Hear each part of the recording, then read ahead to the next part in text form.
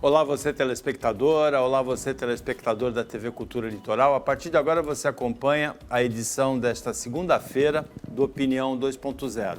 Vão comentar as notícias, analisar as notícias com você a advogada Patrícia Gores e o empresário Ribas Aidanda, aqui do Sistema Costa Norte, comunicadora. A Patrícia também é professora universitária. A gente vai começar conversando com a Patrícia e com o Zaidan. Primeiro o Zaidan. O Brasil chegou no recorde de 75% das famílias endividadas. De cada 10 dessas famílias endividadas, 3 estão sem trabalho. E 88% dos endividados têm vergonha da situação que estão enfrentando, Zaidan. Boa tarde. Olha, boa tarde, Patrícia. Que honra estar participando dessa bancada.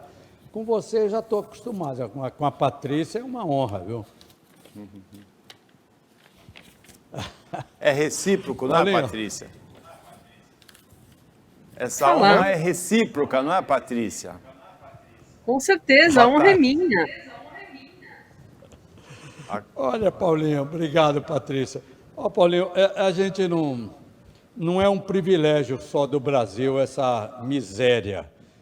O mundo também está passando por isso, viu, Paulinho? Até os países ricos, como a Europa, Estados Unidos, tá? A Ásia também, principalmente a África, após pandemia, veio uma onda de miseráveis, de mortos de fome. Primeiro veio essa inflação galopante aí, de mais de 10% no Brasil, e também a Europa com essa inflação, Estados Unidos com inflação, a Ásia com inflação. Quer dizer, isso acaba com o poder de compra de qualquer um, menos os ricos. Os ricos ficam cada vez mais ricos quando tem essa onda de miseráveis, né? Mas, infelizmente, nós temos que mostrar esses números, né? Por conta disso que eu acabei de falar e por conta dessa pandemia, sabe? E o que me assusta mais ainda é que uma boa parte do Brasil, que é a parte política, a parte do judiciário, a parte dos políticos também, não estão nem aí para essa onda de 75% de famílias endividadas, 20 milhões de brasileiros miseráveis, passando fome, vasculhando em caminhões de lixo para ver se pega um pedaço de carne.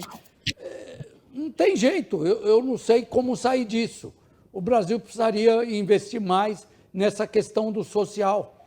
Talvez se tirássemos aí desses quase 6 bilhões de reais de fundo eleitoral, 2 bilhões de reais de fundo partidário, 11 bilhões de reais do Congresso Nacional, 6 bilhões de reais do orçamento do Judiciário e outros tantos do Poder Executivo, se somasse aí pelo menos aí uns 30, 40 bilhões de reais, tá, para matar a fome desses miseráveis. Porque eles não sabem nem o que acontece num país, sabe? Infelizmente é isso.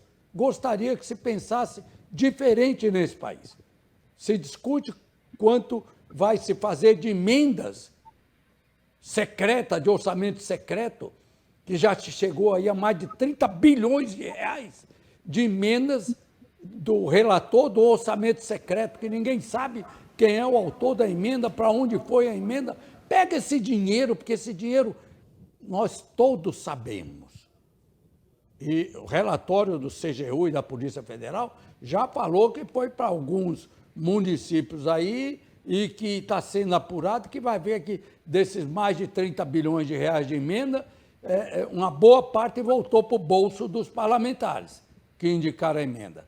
Quero ver esses relatórios prontos e os culpados punidos, mas infelizmente a gente não vai ver isso e é outro Brasil que nós temos aí, que é esse Brasil de 75% de desempregado e nessa onda aí tem mais de 20 milhões de famílias miseráveis. Patrícia, boa tarde de novo. 75% das famílias brasileiras têm dívidas. Pois é, Paulo. É bastante preocupante, né? Porque cada vez mais a gente enxerga, e não é algo que está distante de nós, né? É só a gente sair às ruas A gente andar pelas ruas de Santos, São Vicente, Praia Grande, Bertioga, cada vez mais a gente vê pessoas em situação de rua. E se você tiver a oportunidade de perguntar para essas pessoas por que elas estão na rua, grande parte delas é por conta do desemprego, né? Ou pessoas que se perderam nesse endividamento, nesse superendividamento que é causado pelo cartão de crédito, né? Os juros do cartão de crédito e os juros para empréstimo estão altíssimos. Né? Então, quando a gente tem esse cenário econômico em colapso, né, e não se pode culpar somente a pandemia por isso, é importante falar isso, né? Porque a gente tem um ministro da Economia que era a grande promessa e, no entanto, virou o grande fiasco. Infelizmente, eu queria mais que desse certo, mas está difícil de torcer a favor do ministro Guedes, né? E o que temos é essa realidade. Claro que a pandemia agravou a situação, né? Pessoas perdendo seus empregos, as pessoas que não eram registradas e que viviam de bicos, né? Tiveram que ficar em casa. Então, aquele período que todo mundo ficou em casa, né? Foi um período de massacre. E porque os nossos governantes também não sabiam o que fazer. Faz lockdown, abre, volta, faz rodízio, né? A própria cidade de São Paulo viveu isso, né? E todo mundo vivenciou isso. Então, esse é o impacto que temos agora, né? Esse superendividamento, que provavelmente essas pessoas não vão conseguir quitar essas dívidas, né? A curto ou médio prazo, né? São dívidas altíssimas, porque são dívidas de sobrevivência, Paulo. E quando a gente vai às ruas, né, e assiste, meio que pasmem, né, porque a gente fica muito preocupada, principalmente com uma questão que me toca muito, que é criança em situação de rua, né? Então, famílias inteiras morando na rua, a gente vê, como o Zaidan bem falou, é a questão da fome, né? As pessoas estão com fome. Então, o básico do básico do básico, elas não têm, né? Que é um teto para ficar, que é uma comida para comer, uma água para beber, né? Então, eu vivencio isso de uma forma muito próxima, né? Por conta de uma atuação que a gente tem com um grupo.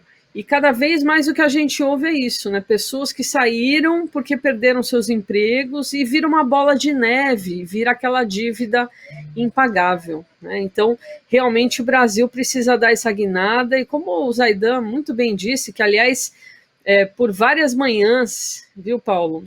E eu fazia questão de dar bom dia para o Zaidan, no programa dele do Café da Manhã, por várias manhãs em que eu estive fechada lá na Argentina, porque eu não conseguia voltar para o Brasil, por várias manhãs, ele fez essa reflexão, né? A reflexão de que até quando o país vai conseguir sobreviver com esse lockdown desse jeito, né? A gente não pode enfrentar um novo lockdown, simplesmente assim, né? Não dá mais. A gente não tem saúde. A gente tem essa situação de endividamento de 75% das famílias brasileiras, e do outro, e é um paradoxo, é um contrassenso, nós temos o judiciário que abocanha a maior fatia do PIB de qualquer país do mundo, é o judiciário brasileiro que abocanha, e do outro lado, o parlamentar que custa mais caro ao país em termos de renda per capita no mundo, é também o parlamentar brasileiro. Então, dívida de funcionário do judiciário, principalmente os mais graúdos, né, os concursados, juízes, magistrados, desembargadores, e de parlamentar, esses não estão entre as famílias endividadas. Agora, Patrícia, ainda nessa linha do endividamento, o Supremo Tribunal Federal vai julgar entre hoje e quarta-feira aquela questão da suspensão dos despejos durante a pandemia. O ministro Luiz Roberto Barroso prorrogou a suspensão até 31 de março e agora o plenário vai julgar essa situação, que é uma situação complexa, porque de um lado é a possibilidade de uma família ir para a rua não conseguir alugar outro imóvel. De outro lado, o dono do imóvel às vezes depende da renda desse aluguel para sobreviver também. E ainda tem uma terceira questão. Mesmo que o despejo seja suspenso, a dívida continua rolando, pode desembocar no fiador ou na seguradora, no seguro-fiança, não é? Olha, Paulo, que situação complicada, né? Porque você bem colocou, não é só o lado como estão falando só, mas as pessoas não podem ir para a rua, serão 123 milhões de famílias que serão colocadas na rua, mas a gente tem que ver o outro lado também, né? As pessoas que dependem do aluguel para sobreviver. Então a gente não pode pensar só pelo lado do inquilino, né? Porque a gente tem essa mania, brasileiro tem essa mania, né? Vamos pensar só no lado mais fraco, mas não é só porque a pessoa é locadora, né, que ela é do lado mais forte, não necessariamente, né? Muitas pessoas têm aquele imóvel que coloca para locação, que é para comer. E aí a gente fica numa situação muito delicada quando simplesmente proíbe-se o despejo, né? Aumentando a possibilidade também, Paulo, e a gente também não pode ilidir isso, de pessoas que têm mau caráter, né? Aí é questão de caráter, que vão, obviamente, se aproveitar dessa situação. Não posso ser despejado, o fiador que responda, a seguradora que responda. Então, eu acho que a gente tem que buscar, de alguma forma, um justo meio termo. Eu acho que até março de 2022 é muito arriscado. Eu acho demasiado tempo, porque eu acho que o pior da pandemia já passou. Existe uma retomada econômica, ainda que leve, mas existe, né? Eu acho que o pior já passou, essas pessoas já estão tendo esse benefício, que seria até dezembro, e agora a discussão é que se pode ser, né, postergado até março. Eu acho demais, Paulo, sinceramente, eu não concordo, eu acho que, e olha que eu sou professora de direitos humanos e tudo mais, mas a gente não pode esquecer que estamos em um país capitalista, né, e que existe direito de propriedade dessas pessoas, né, ou seja, do locador, ele tem o direito de alugar, ele tem o direito de receber. Não é porque ele tem um imóvel que ele, não, até a pandemia você merece não receber. Né? Então, eu acho que a gente tem que buscar esse justo meio termo. Já foi, né? As pessoas já tiveram a benesse. Estava até dezembro. Postergar até março, eu acho demais. Eu acho que vai sacrificar também essas pessoas aposentadas, que é a grande característica, né? São as pessoas já aposentadas que usam esse aluguel como um complemento de aposentadoria. Zaidan, tem muitos lados envolvidos nessa questão, uma decisão difícil do Supremo, não é? Eu concordo quase que na totalidade aí com a Patrícia, ela tem razão, sabe? Tem muitos aproveitadores nesse bolo todo aí, como também tem muita gente que perdeu o emprego na pandemia, viu o seu salário ser reduzido também na pandemia. Sabe, eu acho que precisa arrumar um meio termo aí, entendeu? Como o governo fez um programa para as empresas que não conseguiam fazer a folha de pagamento, ajudou num parcelamento, reduziu também a parte do salário dos funcionários para que se mantivesse o emprego, entendeu? Eu acho que aí também deveria ter um meio termo. É lógico que não dá para fazer uma análise geral de quem é de boa índole, que é o malandro, que aproveita disso para não pagar mesmo. Mas eu acho que tinha que ter um meio termo aí, vamos dar uma reduzida no aluguel até X tempo, e aí ir repondo isso daí aos poucos, porque no meio de tudo isso tem uns bons e tem uns maus. Eu não sei qual a proporção, se é 50% para cada lado, ou 70% ou 30%. Mas tem gente com dificuldade para pagar, tem, e tem uns malandros que não querem pagar. Essa é a verdade. Depois do intervalo, a gente vai conversar sobre algumas imagens interessantes. O ex-juiz Sérgio Moro, agora presidenciável, foi para o Nordeste, para o lançamento do livro dele, e posou com chapéu de nordestino. E a Polícia Federal cedeu imagens de um deputado, Josimar Maranhãozinho, manuseando dinheiro grosso, pode ter até CPI do orçamento secreto depois da veiculação dessas imagens. Depois do intervalo.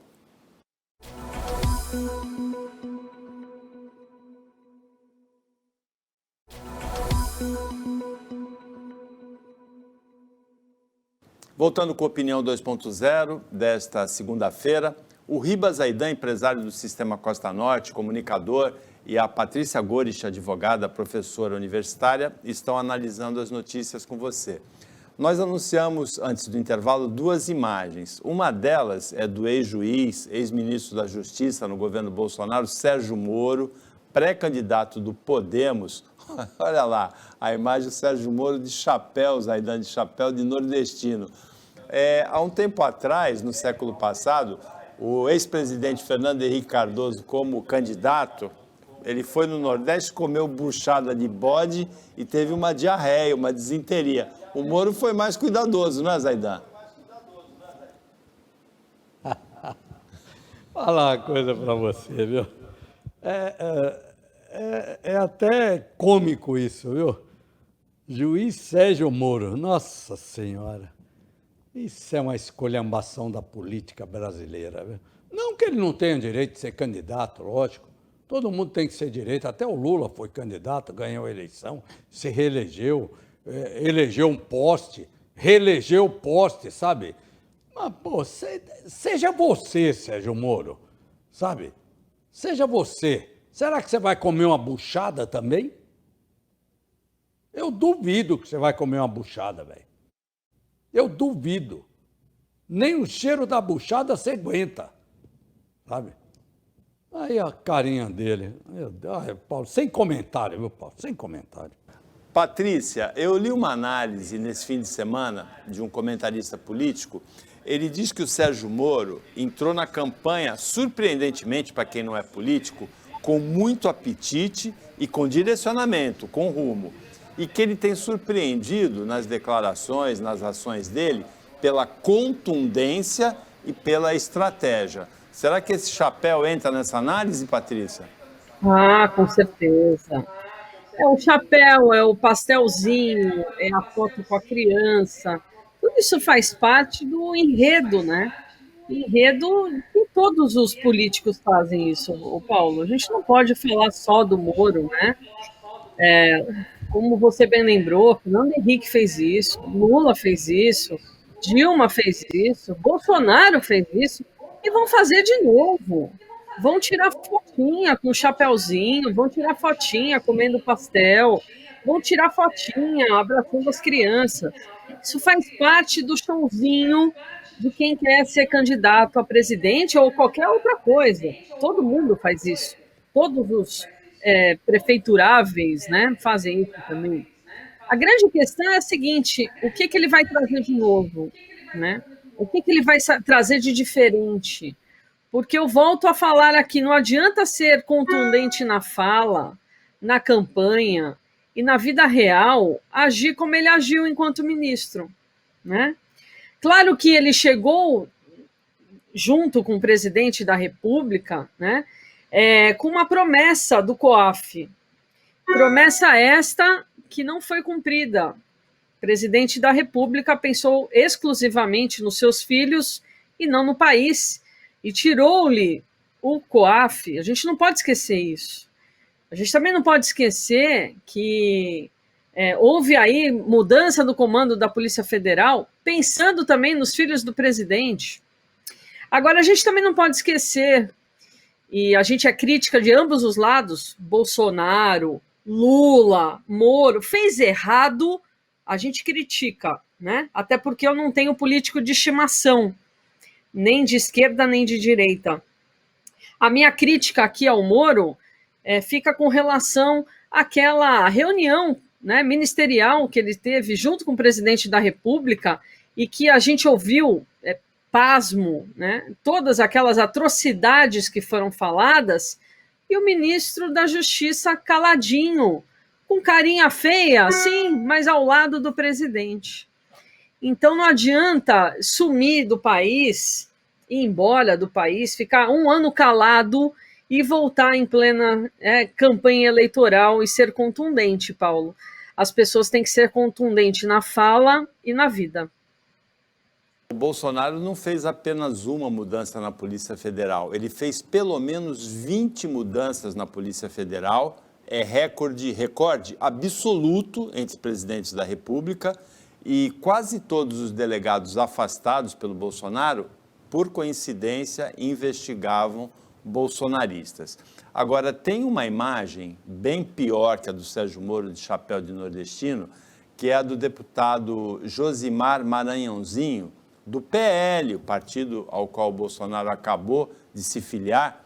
Esse deputado é do PL do Maranhão, olha ele aí, está com a mão na caixa mesmo, né? A boca na botija. Ele foi filmado em vídeo, com autorização do Supremo Tribunal Federal, pela Polícia Federal, manuseando dinheiro grosso. A operação, Patrícia, tem o nome de Operação Descalabro, a operação da Polícia Federal. E essas imagens podem ter uma consequência bastante grave, que é a criação de uma CPI, a instalação de uma CPI no Senado para a investigação do orçamento secreto, porque a suspeita é que esse dinheiro seja de desvio de emendas parlamentares.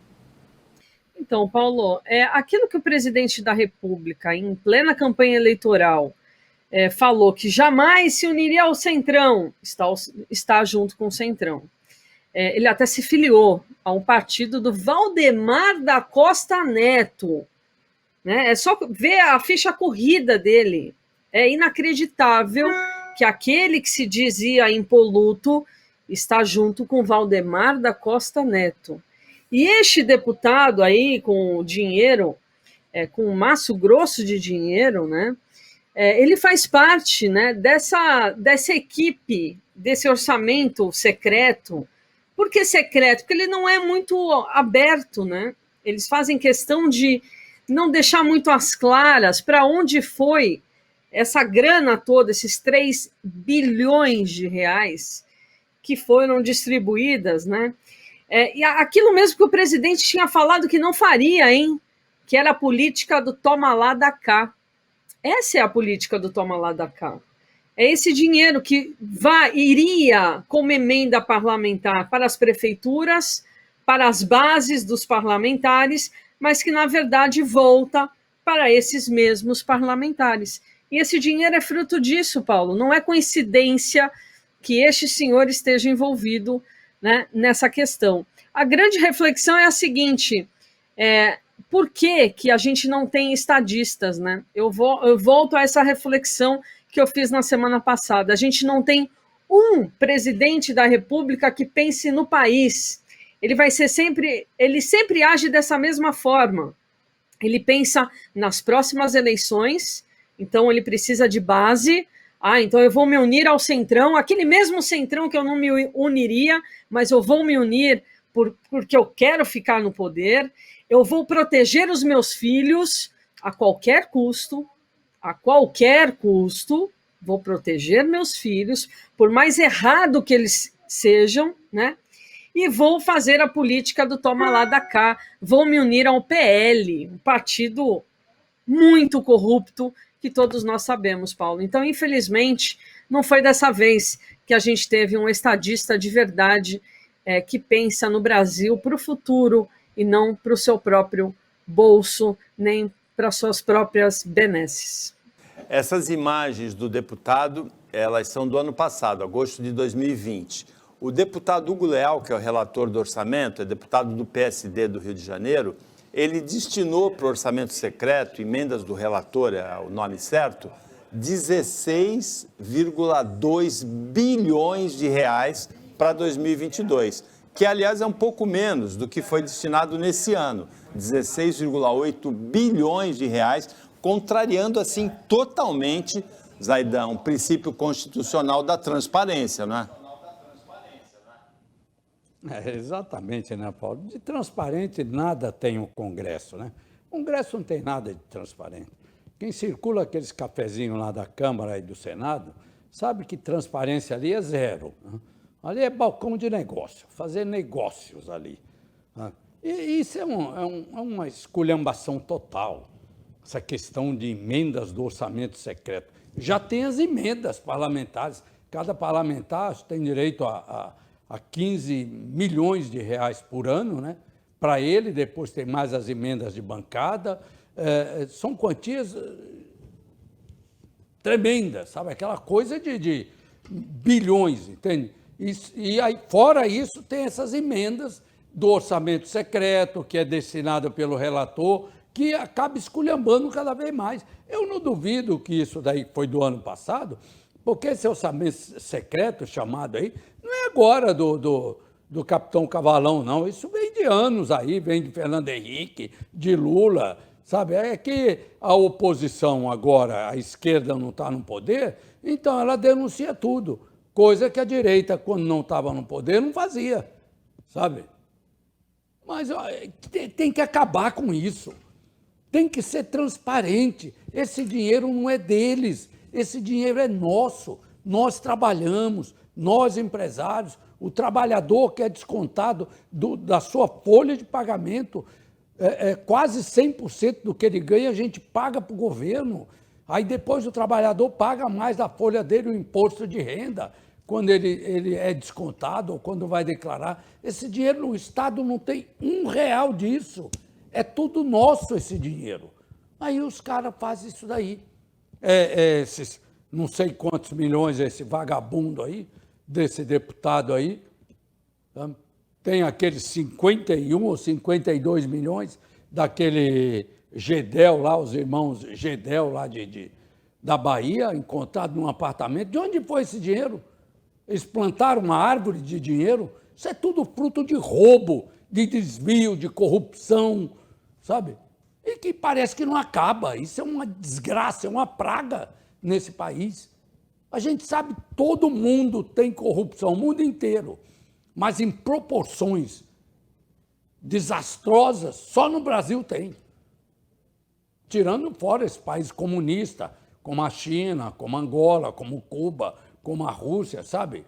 Esse ninguém controla nada, é só o poder central, o partidão. Mas o Brasil não é comunista, mas é essa coisa que a gente vê aí. Precisa acabar com isso. Como é que acaba com isso? Ou acaba através do nosso voto, ou a justiça tem que atuar nisso daí. Porque não é possível. Você acha que vai montar uma CPI? Você acha que eles vão se auto-investigar? Vai nada, isso é brincadeira deles.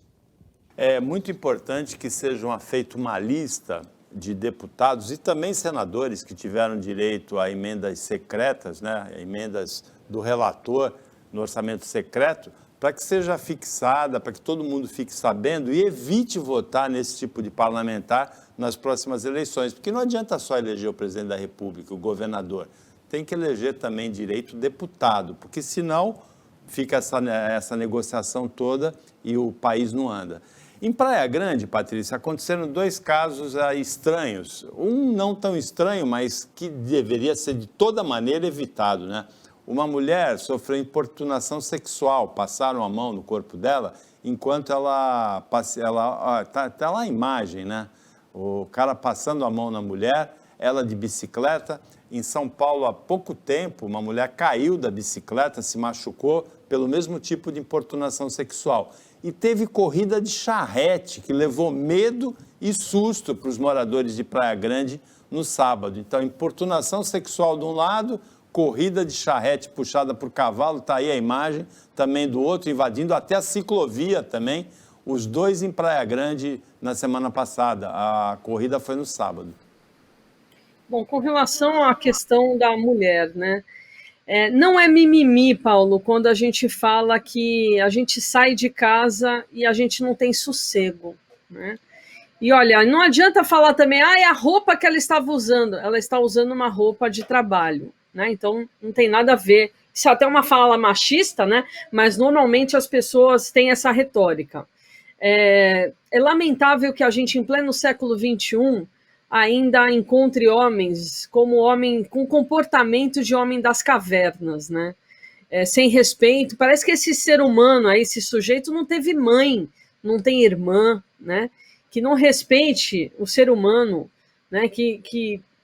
E ela estava ali indo para o seu trabalho e teve que passar por essa situação lamentável, né? Então é importante a reflexão de que não se trata de mimimi. Realmente a gente sofre isso pelo machismo, porque ele sabe que não vai acontecer nada com ele. Ele acha até engraçado, ele deve estar até achando engraçado a forma como ele ficou famoso, né? Enquanto a gente não criar os nossos filhos com uma forma de respeito total às mulheres, a gente vai ter situações como essa, né? Infelizmente, ainda temos homens desse jeito, eu espero que encontre e que ele seja devidamente punido. Com relação às charretes, olha, que situação lamentável. O que faz, né? Marmanjos saírem de suas casas, pegarem os seus bichinhos, né? O cavalinho ali que não tem nada a ver com isso, né? Que estava ali num calor, tem relato de machucado na pata, porque estava muito quente, né? Mormaço.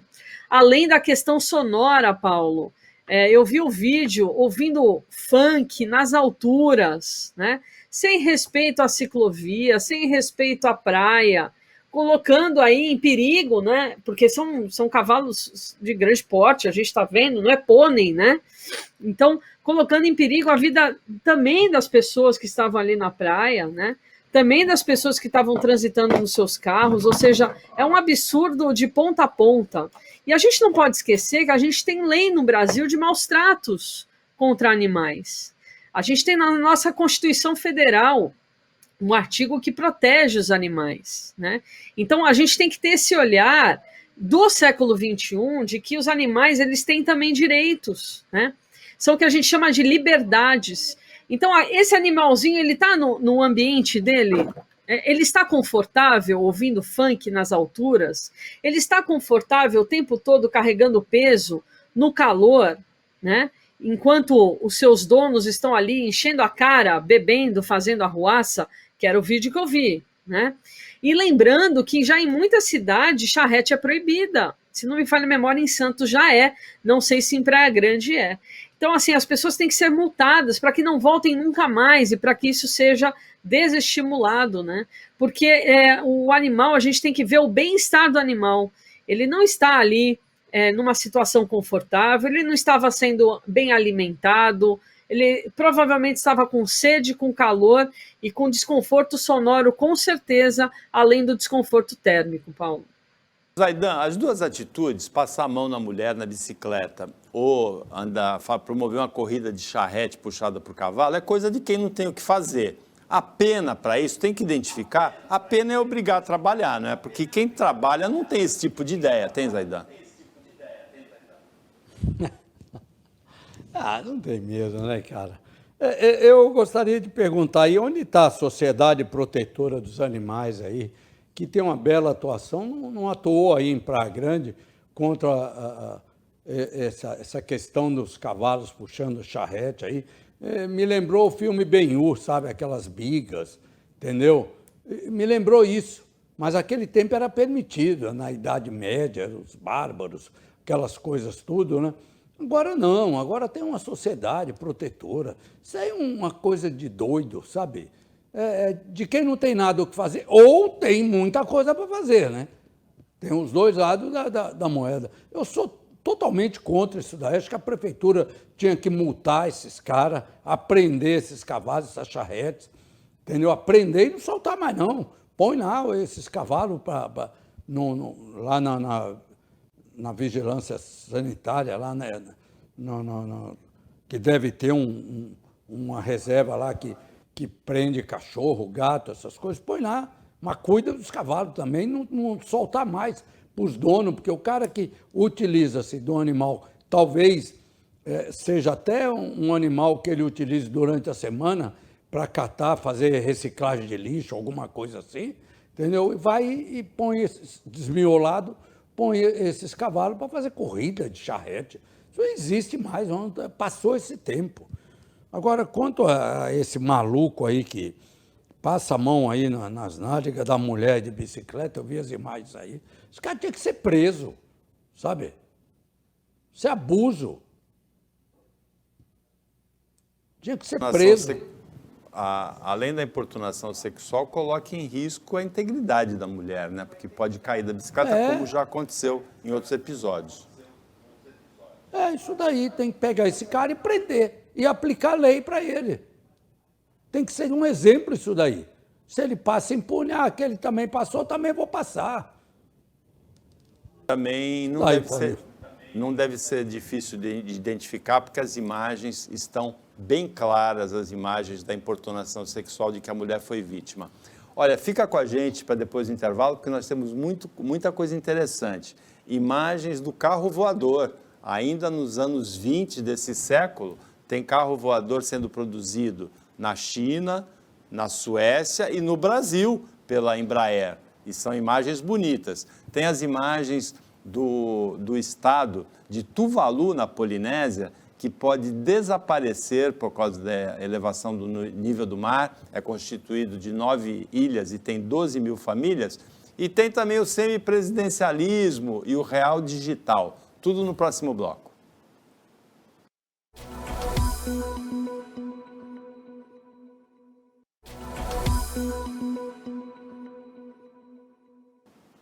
Voltando para o último bloco, cheio de atrações desse Opinião 2.0 desta segunda-feira, em que o empresário Ribas Zaidan, comunicador do Sistema Costa Norte, e a advogada Patrícia Gores comentam, analisam as notícias com você, telespectadora, com você, telespectador. Tem imagens, algumas muito bonitas, dos carros voadores que estão sendo testados, produzidos na China, pela empresa Xpeng, no Brasil, pela Embraer. Na China é para 2024, a previsão da Embraer é para 2026, e também na Suécia. Alguns deles são carros com rodas, que têm hélices, outros parecem um helicóptero, mas são carros para andarem a uma velocidade entre 120 e 180 km por hora, a 400, 500 metros de altura. Vai ter mais espaço do que tem nas ruas, não é, Zaidan? Com certeza, viu, Paulo? O Cadu, ele montou uma empresa de drone, né? E é uns drones enormes, aí de 3 metros de diâmetro, sabe? Levanta aí 30, 40 quilos. Eu imaginei, né? Com 8 hélices, sabe? E eu imaginei, caramba, esse negócio pode levar gente, né? E aí vem isso daí. Vai ser uma coisa maravilhosa isso, Paulo. Vai acabar com esse congestionamento. Você vai ter uma linha de tráfego, ele vai atuar abaixo do voo do helicóptero, sabe? Fora de rota de helicóptero, fora de rota de aviões, entendeu? O pouso é vertical, sabe? Ele levanta voo na vertical, pousa na vertical também. Não precisa de pista. Olha, é uma coisa maravilhosa isso. Aí, ó, parece um drone desses da empresa do Cadu, aí, a Joy Drones, sabe? Eu vi um outro lá que é igualzinho esse daí. Quer dizer, aí, olha, várias hélices, você está vendo? Esse daí, 2, 4, 6, 8 hélices. É igualzinho um drone. Eles só embaixo das hélices, eles montaram a cabine. Talvez seja aí para 2, 3 ou 4 pessoas. Aqueles são, além das hélices, parece que tem uma turbina atrás também. Olha, cara, me lembra da época dos Flintstones. Você lembra, Paulinho?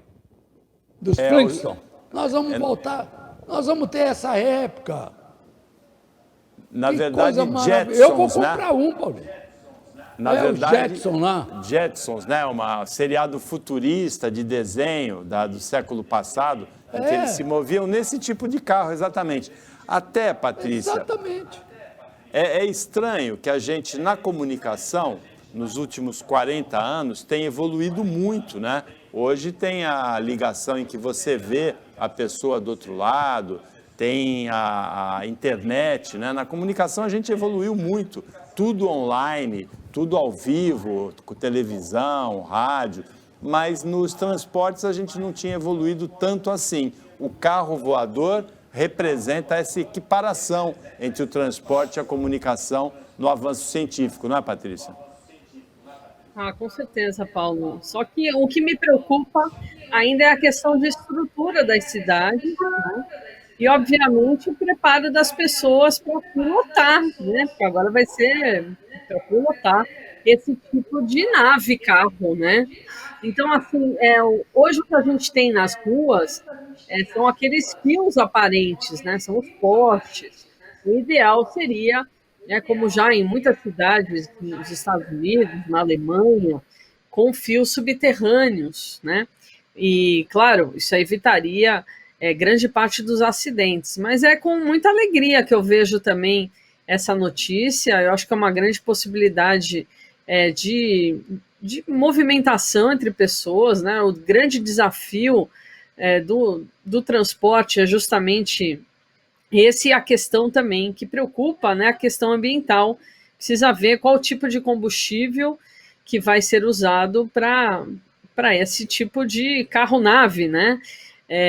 Mas no mais é espetacular a gente pensar que a gente vai poder voar efetivamente sem pegar aí um avião, um helicóptero, né? Eu acho demais os Jetsons, né? Já achava demais o, o desenho e agora viver isso, né? Na vida, olha lá, olha a nossa produção puxando aí os Jetsons, né?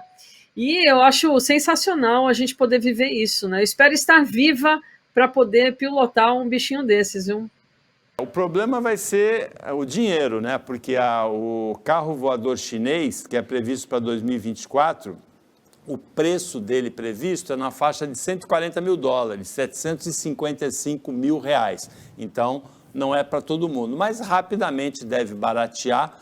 A Patrícia vai estar viva com certeza. A previsão do carro voador chinês é para 2024, daqui a 3 anos, 2 anos, e o brasileiro da Embraer para 2026, daqui a 4 anos, 5 anos.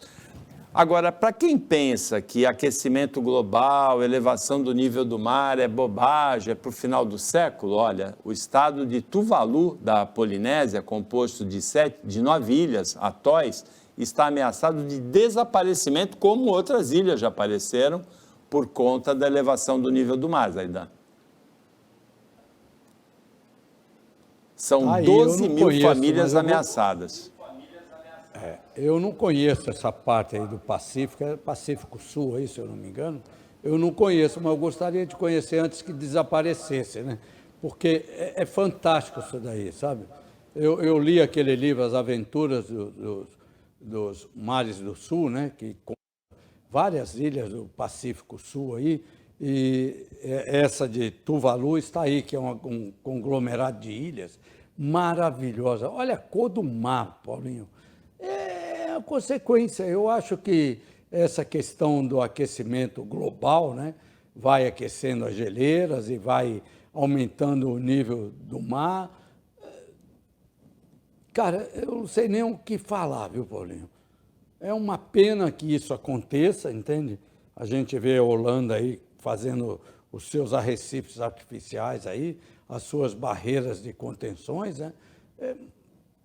E a gente vê essas ilhas maravilhosas aí desaparecendo, né? E como você falou, aproximadamente 12 mil habitantes dessas ilhas aí de Tuvalu, que é um complexo de ilhas, né, no Pacífico Sul, também indo para esse mesmo caminho. Uma pena, viu? Uma pena muito grande, viu, Paulinho? 12 mil famílias. E aqui, o Brasil, que tem a costa toda povoada, a colonização brasileira, ela foi feita principalmente na costa, né? Depois é que a colonização avançou para o interior, também está ameaçada, só que a gente não sente nas autoridades brasileiras esse tipo de preocupação. Esse caso de Tuvalu merece mais divulgação para que a gente veja que isso aí pode realmente acontecer e que a gente pode mudar esse destino, não é, Patrícia? Sem dúvida, Paulo, é um problema mundial, né? Enquanto a gente não tiver governantes preocupados com a questão ambiental, que acha que é só gritinho da esquerda, né? E aqui é mais uma ignorância, né? A questão ambiental é de todos nós, não é partidária, né? Então não se pode fazer o papelão que se está fazendo hoje no Brasil, por exemplo. né? Então a gente está olhando para Tuvalu com os olhos para o Brasil. E não precisa ir muito longe, Paulo, é só a gente olhar a nossa orla de Santos, né? O que a gente já perdeu de orla? Ponta da Praia. Ponta da Praia praticamente não existe. E existe uma previsão de que perderemos a orla até o Canal 5. Então, o que a gente tem hoje de realidade ali na frente do aquário vai ser uma realidade até o Canal 5. Então, existe essa previsão, justamente por conta da alta das marés, justamente por conta da questão climática. Então, a gente precisa cuidar hoje, já estamos correndo atrás do prejuízo, né? Olha só, mais uma vez a nossa produção colocando aí fotos, né, que claramente demonstram perda de área, né? E Tuvalu é esse conjunto de ilhas, né, que são super populosas, quer dizer, não vai só embora, pessoas não vão só perder suas casas, elas vão perder a sua história, a sua origem, né? Então, vai muito mais do que isso, né, Paulo? Você vai perder todo um contexto histórico dessas pessoas. É muito triste, e não tem, assim, hoje, muito o que fazer, porque no ponto que estamos, isso já é uma realidade, né? Grandes países poluidores, como China, Estados Unidos e Brasil também se encontram nisso, eles precisam, de fato, se comprometer e terem uma postura lá de cima, para que haja realmente o bom exemplo e para que haja a fiscalização necessária para que a gente não sofra ainda mais com isso, né? E não é o que está acontecendo, Paulo. Infelizmente, né, a gente tem aí cada vez mais no governo esse desmando, esse passar a boiada, e é isso que está acontecendo, infelizmente, tanto na Amazônia, né, quanto em tantas outras áreas que deveriam ser protegidas e não estão sendo. Bom, a gente está chegando ao final da edição do Opinião de hoje.